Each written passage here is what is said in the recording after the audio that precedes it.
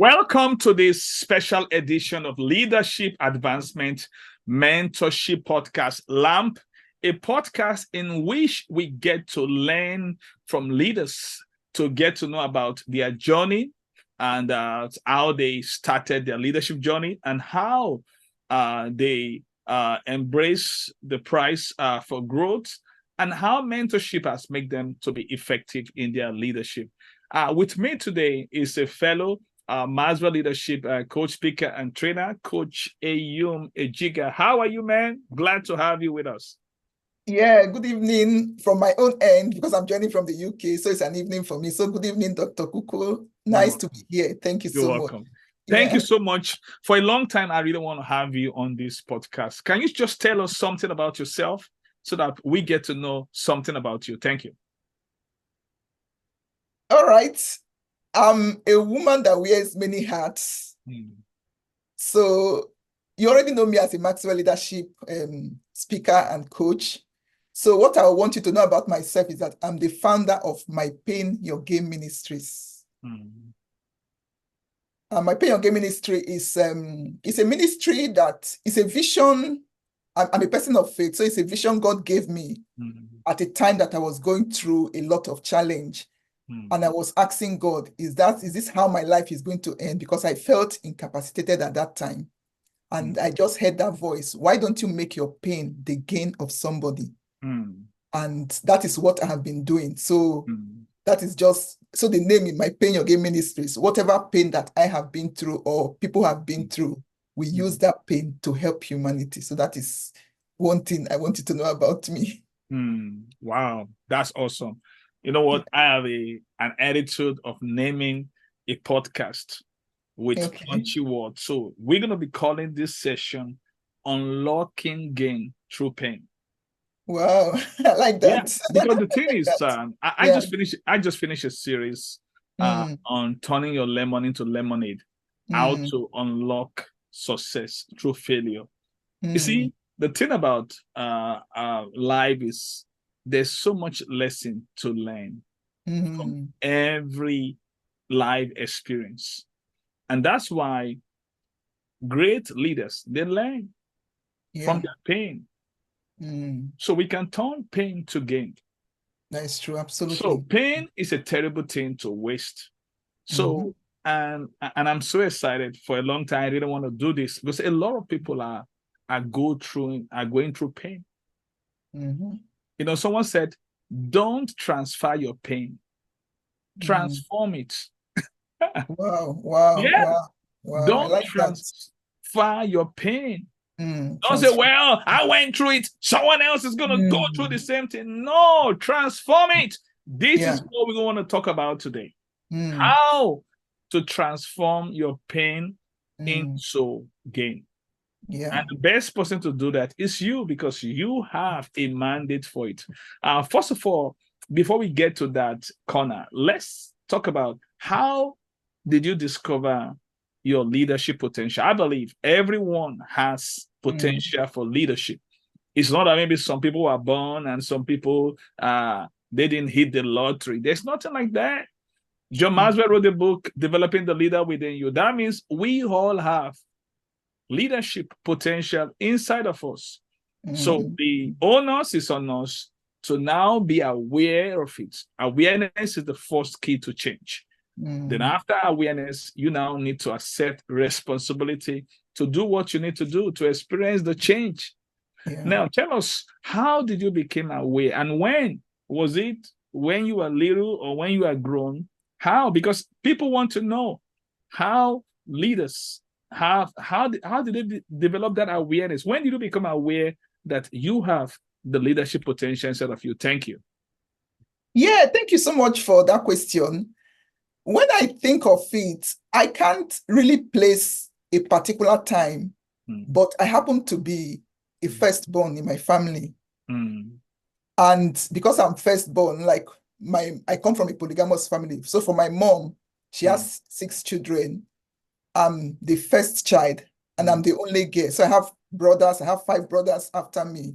And of course, because my father has other wives as well, I also have other siblings. So I have a lot of people that look up to me. So I think just growing up, I just have that consciousness that people are looking up to you. So you need to live in such a way that they will be proud to follow you. So I think I just grew up with that consciousness that I'm already leading from my family. So that the situation sets you up to become aware that since people are looking up to me, that then you begin to look inside and you begin to realize that you have this potential. Now, when did you become so intentional in now developing that potential? Because potential is not enough without development. So when did you become intentional about your leadership development? I became intentional about my leadership development in 2004. And that was after the birth of my fourth daughter, who happened to be born with very severe disabilities. Actually, that is where my pain your game came out of, but we'll go into that later. But what happened in that situation was that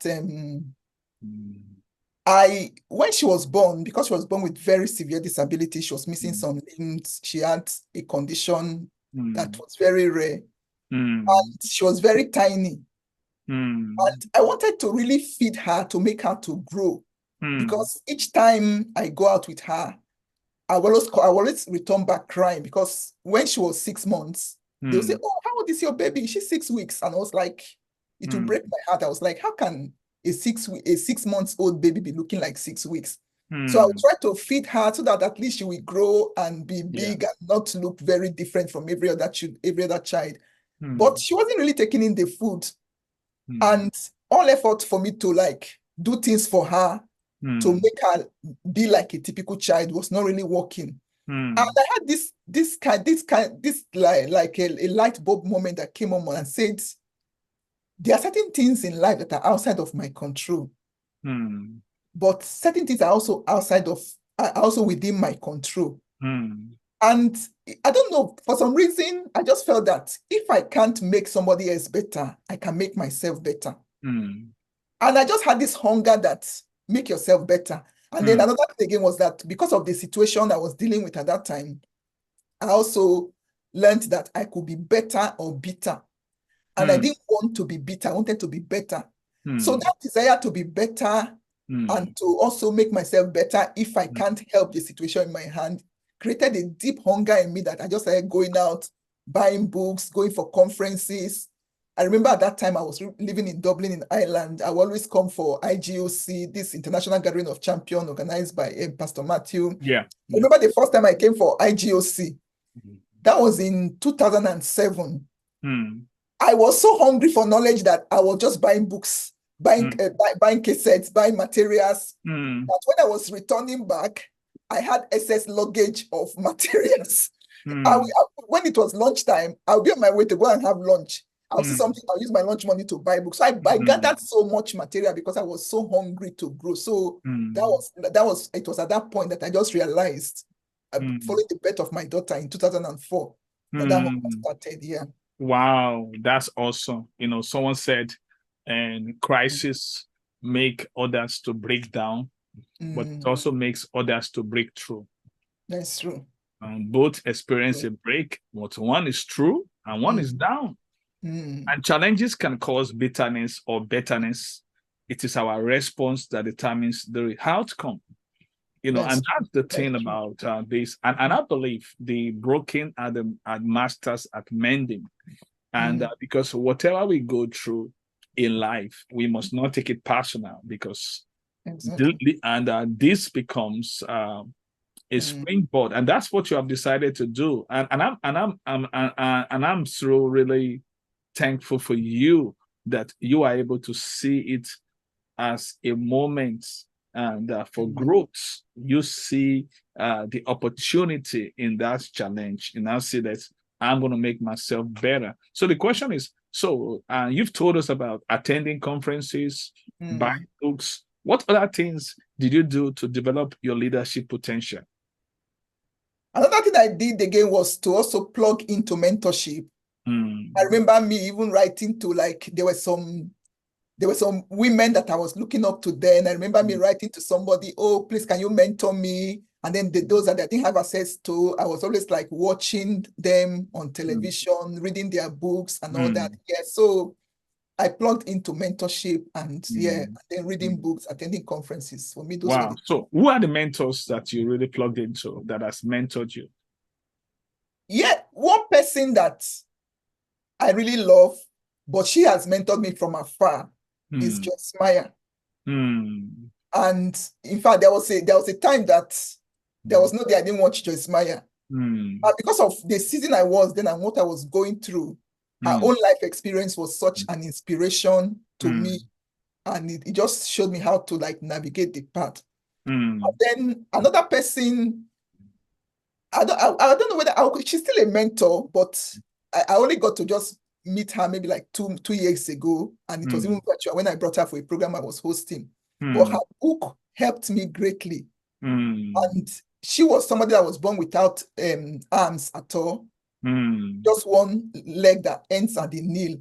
That was what she had. So somebody gave me, in fact, this another mentor again, because when I was going through this, and a sister in church that stood by me, I look at her as a mentor as well.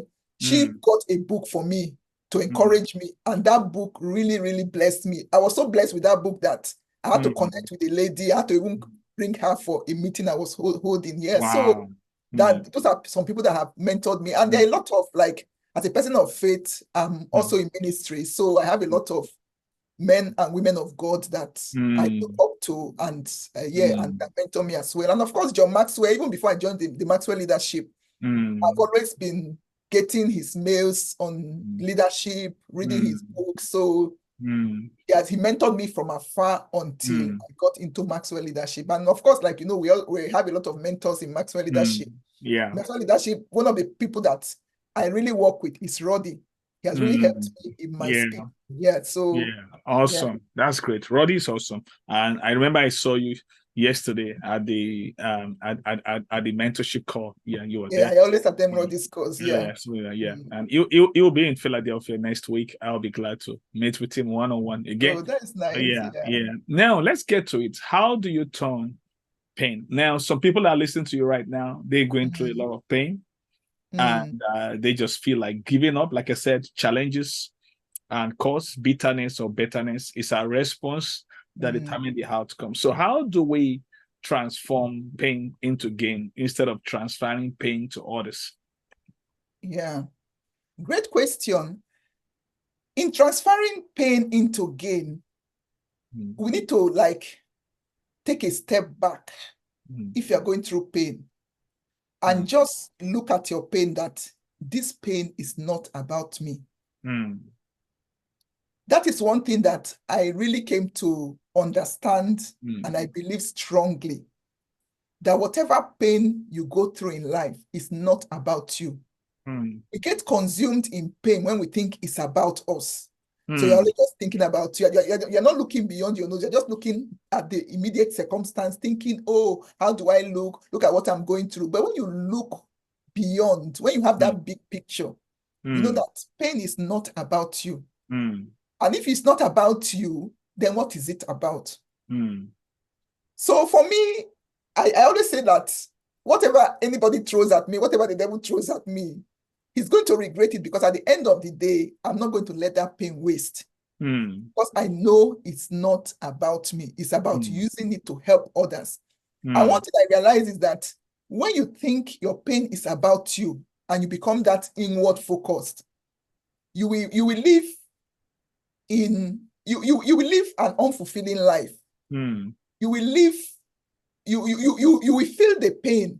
But when you now begin to see that this thing is not about me, there's a bigger purpose attached to this pain, then you find a way to begin to fulfill that purpose. You find that that pain will no longer have any grip over you. You even if you feel it, it will not really hold you down. In fact, at a point you won't even feel it again, to become like a normal way of life, because the fulfillment you will get using your experience to help others far surpass whatever pain that you feel. So by the time you begin to help others, the joy, the testimonials you get, for somebody to just say, oh, if not because of you, I would have given up. if not because of you. Somebody, like, I always tell people, I said, if in the whole world, nobody can go to bed at night thanking God for your life, apart from your immediate family, then for me, that life is not the life that's worth living. That's true. And then when you begin to use your pain to help others, you find that there are people in different places that are thanking God for you, that are praying for you because you have been able to help them. Oh, it's just having that mindset that this pain is not about me. If it's not about me, what is it about? And when you begin to ask questions like that, ideas begin to come to you. You begin to get direction on how to channel that pain, and it will now become helpful to other people. Wow, that's awesome. I just love this. And this is so enriching. And because somebody needs this, because so many people, like I said, they transfer their pain instead of transform their pain. When you transfer your pain, you are wasting it. Exactly. But when you transform your pain, that pain is being invested to create something of great value, which is gain for others. Yeah. And that's why it's very important that to realize that, you know, and like what you've said, and quit making it and taking it personal. Yeah. And also you have to see the big picture and to realize that this is not about me, and it's all about being an inspiration to so many lives, and that is to come. So, and can you tell us what more can people do in turning that pain into gain as we close? Thank you. So in turning your pain into gain, like when you now realize that it's not about me, then you now begin to find, okay, what is it about? I'm sure as you're asking those questions, you begin to find answers to what you can do. And in trying to do that, you find that, like when I was speaking initially, I said, when I didn't want to be bitter, I wanted to be better. Yeah. But I found that I was not equipped to live at that better level. So it's now about you beginning now to train yourself. How can I equip myself to function at this level of using my pain to help others? I'm sure you've heard this saying before, that they say a hurting person will hurt another person. Yeah. So when you know that it's not about me, I'm sure you begin to heal, and then you also begin to work on yourself. Those areas that I'm still hurting, those areas that my attitude is still not okay, I need to start working on myself. And as I'm working on myself, I'm now seeing that this is an opportunity for me to help another person. For instance, I talked about my daughter that was born with severe disabilities. It was when I heard that word, make your pain the gain of others, I started my Pain Your Gain Ministries. What I was just doing there was just bringing words of encouragement to people. Because one of the things I was doing was that I was reading a lot, I was studying a lot, I was getting blessed, I was getting hope. And the same way I was getting hope, I was now using avenues to channel that hope. I was writing in the newspaper, I was in fact, it was because of the experience I started writing. And when I wrote my first book, He Gave Me Comfort. So the process I went through to receive comfort from God, I now decided to share that experience with other people. And many people, even till now, they still come to me. Oh, when I pick your book, I can't drop it. It has given me hope. Now I see the situation differently. So it's about changing your perspective, changing your mindset, and equipping yourself to grow.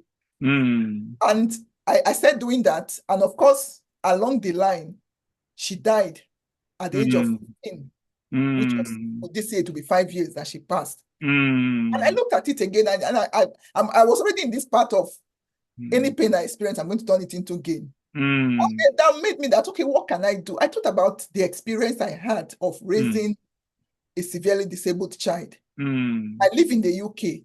I understand the support we get from the government while living here. But I realized that even with that support, it is still very difficult raising a special needs child. And being originally from Nigeria, I think each time I travel, I see the pain that people that have disabled children go through. Because there, the children are ostracized, they don't accept them as members of the family. In fact, I had a friend that had a special needs sister, and then we hide her in the room. That even when we're going to visit, you can't even access these children. And then those that are even able and are not hiding them, you see that a child that is maybe big, they are still having to carry that child because they don't have facilities. And that, because of the compassion my experience has created, I decided that, okay, I'm going to now support children living with disabilities. Wow, that's awesome. And by the grace of God, we started that in Gracie Pass in 2019, and then we started, I think, in 2021. Yeah, we got the charity registered and all that. We started, and every year we've been doing it. So I've done like 2 outreaches in Nigeria. I've done one in Sierra Leone this year. Wow! Every year we pick an African country. We go, we give them wheelchairs, we give them aids, and the feedback that I get, they are so happy with the wheelchair. But one of the things they are so happy with is that somebody remembered us. Because they just say, oh, you mean somebody remembered us, somebody can identify with us, because in this part of the world, we are just on our own. There's no help, there's no support. So turning your pain into gain, it's just looking at, the experience you have been through. So that compassion. That just look at somebody else going through what you have been through. And then how can I make this person's life a little bit easier? So it's just that simple. Wow, that's awesome. And it doesn't have to be any big thing that you do. Sometimes it's even just like I said, when we give them wheelchairs, they appreciate it, but they are more appreciative that you identified with them. Wow, that's awesome. So you ask me, how is my child? Nobody bothers to ask us. They even push us away, but you asked me, how am I doing? So that alone is even supporting somebody that will give them hope to like their body. That's awesome. Thank you so much. Wow. I wish we can spend so much time, but really this has been so great, and I believe someone is going to be helped. As I listen to you, I think about what Robert Ensign said. He said, love is the condition in which the happiness of another person is essential to your own.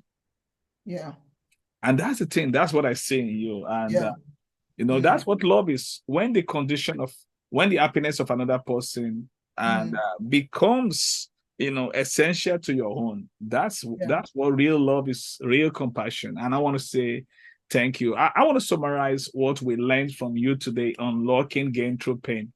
And I gave it an acronym. I'm an acronym person. And I'm going through an acronym called PAIN. So what we learned today is not personal. That P is not personal. That means don't take it personal. And the A, you need to have a big picture. You need to have a big picture. See beyond you. See others in it. And the I is see it as an opportunity for inspiration, to inspire others, like you're doing in Sierra Leone, in Nigeria, helping other people. And the N is you need to nurture yourself. That means you need to grow yourself, and that nurturing from mentorship and an other form of nurturing that can help you, because when we grow bigger, we see things different. Exactly. Growth helps us and to change. Growth is just like going from the ground zero and you go to 50th floor. The view is different when you grow. So this is why we have such podcasts like this, to bring leaders like you. We want to say thank you. So how can people connect with you? Maybe people are hearing you, and I tell you, they can just get enough from you. So, and they say, oh, I didn't want to connect with you. Where can people find you? I know where to find you, but where can people find you, and how can they get connected with you? Tell us. Thank you. All right. Thank you so much. So I'm on most of the social media platforms. So you can find me on LinkedIn, on Facebook, on Instagram. I have a Twitter account. I'm not so active on Twitter, but just look for Eyum Ejiga on these social media platforms. You'll find me. And if you want to know more about what we do in My Pain Your Gain Ministries, you can go to mypainyourgainministries.com, www.mypainyourgainministries.com. So you can find a lot about us there as well. And then I have my books that are also on Amazon. So if you type Eyum Ejiga on Amazon, and then I have 3 books right now. My first one is He Gave Me Comfort. The other one is Through the Storm. And then my latest one is Mama Grace. Wow. And all my books are inspirational, where I tell my story and I use my life experience to help people. So I believe my vision in life, or my mission in life, is to help people overcome adversity. Wow. I've only told you one thing that I went through, but there are a couple of other things I've been through. So, wow, that's awesome. Thank you for sharing. Please check out the book on Amazon, and I will be putting the link. I'll make sure I put the link right here on this channel where you can get it at this particular episode, because we want people to learn and to get resources. And one of my 8th book, number 8, that I'm working on right now is called Do Life Big. Don't leave your dream, live your dream. And I want to appreciate you for doing life big. And thank you so much for your time and for sharing your wisdom with us. So viewers and listeners, thank you so much and for being part of today's Leadership Advancement Mentorship Podcast. Till we come your way with another great leader next time, don't forget, it's not all about information, it's all about application, because application is the key to transformation. Apply what you learn and experience multiplication and be a change maker. Thank you. See you next time. Bye-bye. Yeah.